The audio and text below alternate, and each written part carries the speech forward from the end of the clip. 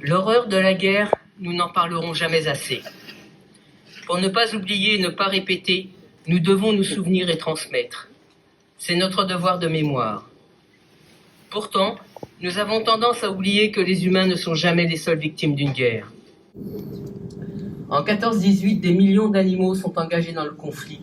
Entre autres, 11 millions d'équidés, chevaux, ânes, mulets, bardeaux, 100 000 chiens, 200 000 pigeons et des millions de bœufs non comptabilisés car considérés comme bêtes de somme, donc sans grande considération. Tous ont été utilisés pour tirer, porter, guetter, secourir, informer et nourrir. Les tranchées abritèrent nombre d'animaux de compagnie ou de ferme abandonnés par les civils en fuite lorsque la guerre s'installa sur leur terrain, mais aussi nombre d'animaux sauvages furent coincés au milieu du front. Les rats furent sortis de leurs galeries par les bombes et les tranchées. Tous ces animaux servirent aussi de nourriture aux soldats. N'oublions pas les canaris ou les moineaux en cage que l'on mettait en bout des tranchées pour prévenir que l'ennemi avait lâché les gaz. En effet, lorsque les oiseaux mouraient asphyxiés dans leur petite cage, les soldats savaient qu'ils devaient de suite quitter la tranchée où ils se trouvaient, sous peine d'être à leur tour gazés. On acharnait les chiens et les chevaux à 2 masques à gaz, spécialement conçus pour eux, et on se retranchait à l'arrière avec le matériel qu'on avait pu sauver. Bien sûr, nous parlons très souvent du front de l'Ouest, mais la guerre, par le truchement des alliances entre pays, se développa aussi dans les Balkans et autres continents, avec d'autres animaux enrôlés, eux aussi. Je veux parler, par exemple, des chameaux, des éléphants et même des dauphins utilisés pour repérer les mines sous-marines. Les chevaux ont été les premiers réquisitionnés. Sur les registres, la majorité des noms étaient Bibi ou Bijou, car à l'époque, le cheval était un trésor pour les paysans et les calèches. Et oui, quelques familiarités étaient données par le propriétaire de l'animal pour que ce dernier ne soit pas trop dépaysé. Personne n'imaginait ce qu'il allait arriver. Et puis rapidement, il a fallu amener des chevaux d'Amérique.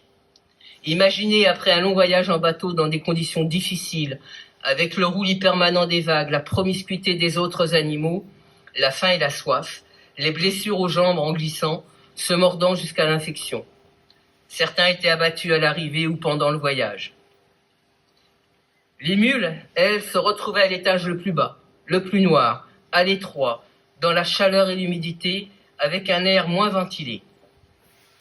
Mais le calvaire de toutes ces bêtes n'allait pas s'arrêter là. Certains chevaux n'avaient jamais été montés ni battés. Ils n'étaient pas débourrés, comme on dit dans le langage équestre. Imaginez la terreur de ces bêtes passant des immenses plaines américaines à l'enfer des canons. Et en même temps, imaginez les difficultés pour les soldats pour utiliser ces chevaux qui ne comprenaient pas ce que l'on attendait d'eux. La municipalité de Montreuil a inauguré cette sculpture qui représente l'engagement des animaux dans le destin commun qu'ils ont eu avec les soldats lors de cette guerre. À Londres, où est également érigé un grand monument à leur mémoire, on peut lire ces mots « Ils n'avaient pas le choix ». En effet, ces animaux n'ont pas choisi de se battre, mais ils ont souffert et donné leur vie sans comprendre les raisons humaines à cette atrocité.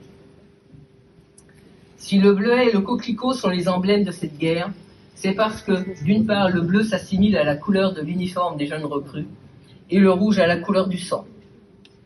Mais aussi parce que ce sont les plantes qui refleurissaient en premier sur les champs de bataille, malgré les piétinements, les gaz et les trous de canon.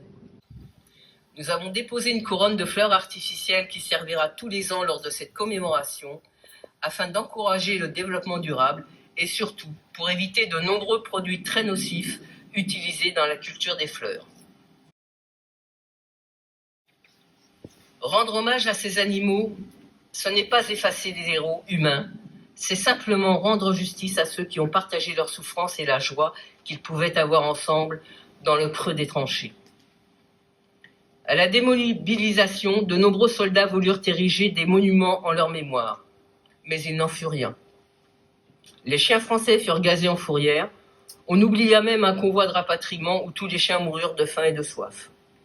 Les chevaux furent vendus aux abattoirs. Quel triste sort réservé à ses compagnons de guerre, eux aussi héros à leur façon.